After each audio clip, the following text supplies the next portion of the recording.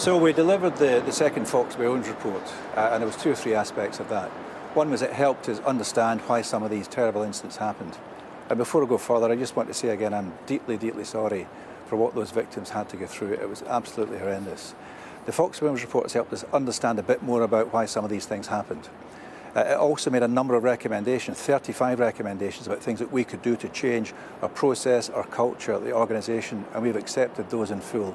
And then, of course, as we announced on Friday, we've got 60 days to come back to the members with a plan at an EGM in June. We're a members' organisation, it's for them to vote on that plan and are we fit for the future. The Fox Williams report and the letter you sent makes it clear, well, the organisation Highside wasn't aware of the extent of the culture problems. There were incidents we were aware of, complaints against a director, a board member of the company, incidents of drug use, and some complaints of sexual harassment you appear to manage internally. How can that happen with an organisation which is supposed to be about best practice? Well, I think that the drug case happened, I believe, at this boat party. There was 2 incidents there and 2 others that we found out about. I think the report said there was no evidence of widespread drug taking within the CBI, which was the allegation, and we've dealt with that, I believe. The other incidents, again, the 2 most serious incidents are with the police, and we can't comment further on those. And we were made aware of a number of incidents which we acted upon. I think what we've seen is that when we knew about things, we did act upon them. But the fact that serious things happened and we didn't know about them tells us there's something wrong with the culture.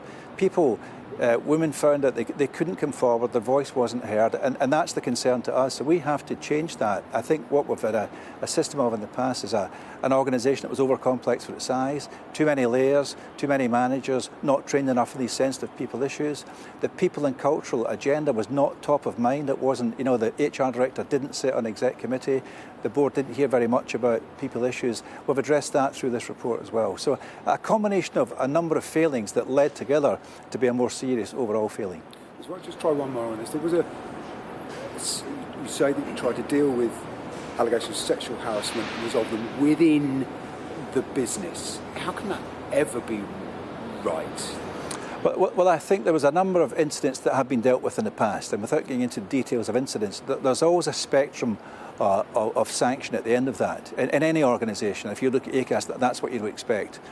You don't rush to dismiss people immediately anytime there's an incident. I think what we're saying is that we have to go for a much more zero tolerance culture. We must actually get much more severe in dealing with these things.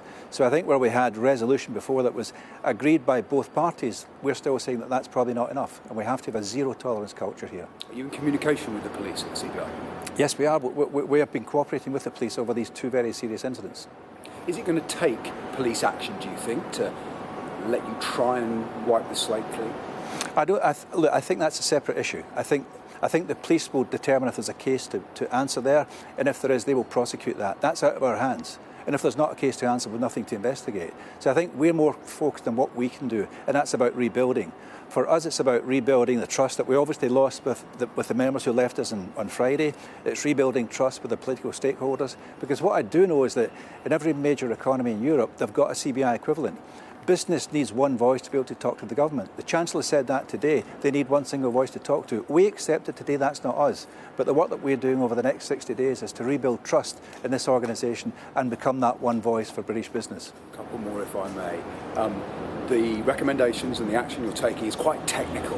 HR processes, where people sit within the organisation. That sounds like slow work. Is that going to be enough, given the speed with which the rug has been pulled from beneath? No, I think it's a very fair comment. Look, culture change is never a fast, quick fix. It really does take time. But let me just tell you how quickly we're moving here. We invited 10 firms to help us with this work last week. We've narrowed it down to 2. We'll appoint one of those firms by the end of this week, and we will start that work on Monday. So we will jump-start the work in culture rebuilding. That starts with listening to all of our employees. It starts with listening to their views in culture. And this is a fairly tried and tested programme that we'll be going through. So that will start immediately.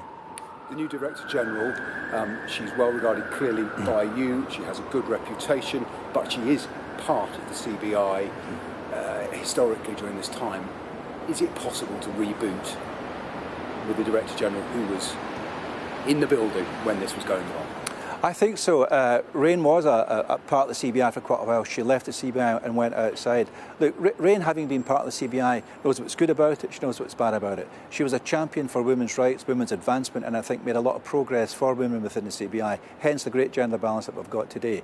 Rain is also highly respected as an economist, highly respected by politicians, highly respected by our members. Our members and our employees were delighted when we announced that she was coming back. Okay, and yourself, you've had some criticism as well.